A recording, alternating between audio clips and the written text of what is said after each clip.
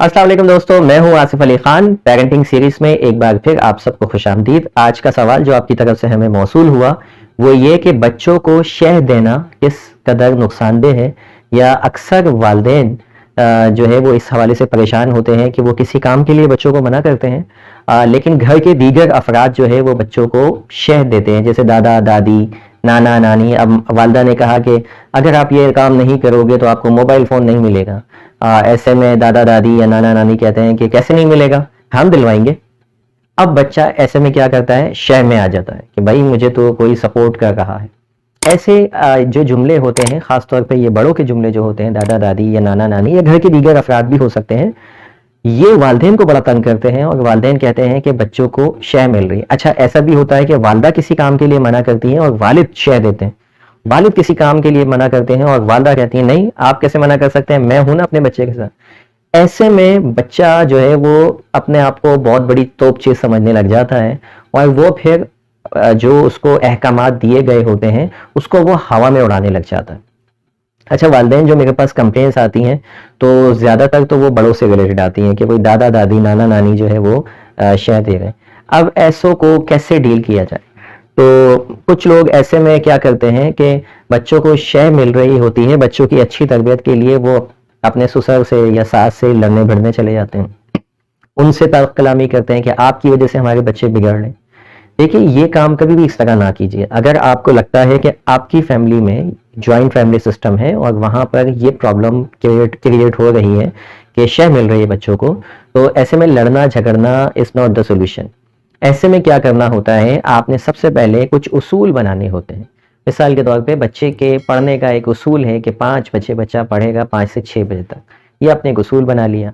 ऐसे में आप दादा दादी या नाना नानी जो भी बड़े हैं जो आपको बच्चों को शह देते हैं, उनको जाके पहले ही कम्युनिकेट कर दें, पहले ही बता दें कि भाई मैंने ये उसूल बनाया है और 5 से 6 बजे तक बच्चे ने पढ़ना है। यकीनी तौर पे जब मैं पढ़ने बिठाऊंगी तो आपके पास वो दौड़ेगा और आप उसको सपोर्ट देंगे। तो मैं आपको पहले से बताना चाह रही हूँ कि आप काइंडली उस वक्त उसको हरगिज़ सपोर्ट ना कीजिएगा। जब तक आप और आपकी फैमिली एक पेज पर नहीं होंगे तब तक बच्चों की तरबियत जो है वो बड़ी मुश्किल हो जाएगी। एक पेज पर लाने के लिए बाज़ औक़ात हमें जिस तरह बच्चों की तरबियत करनी पड़ती है उसी तरह बड़ों की भी तरबियत करनी होती है।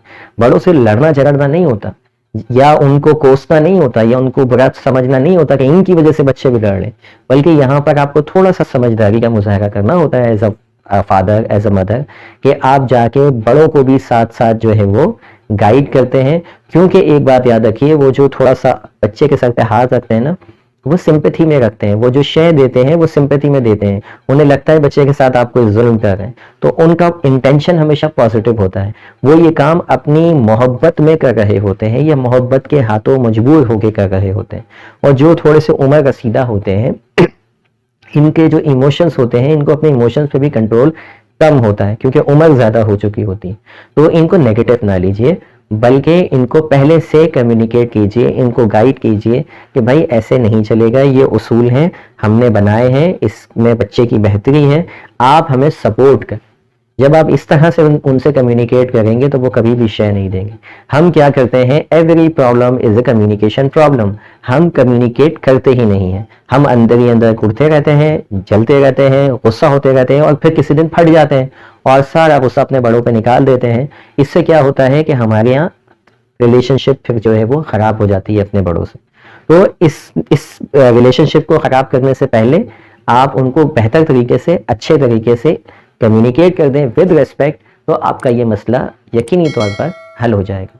दुनिया की का हर मसला अगर सही तरह से कम्युनिकेट किया जाए तो वो हल हो सकता है। मिलते हैं किसी अगले वीडियो में। Thank you for watching. Video को लाइक लाजमी कर दीजिएगा और चैनल को हमारे सब्सक्राइब कर लीजिए। Thank you for watching.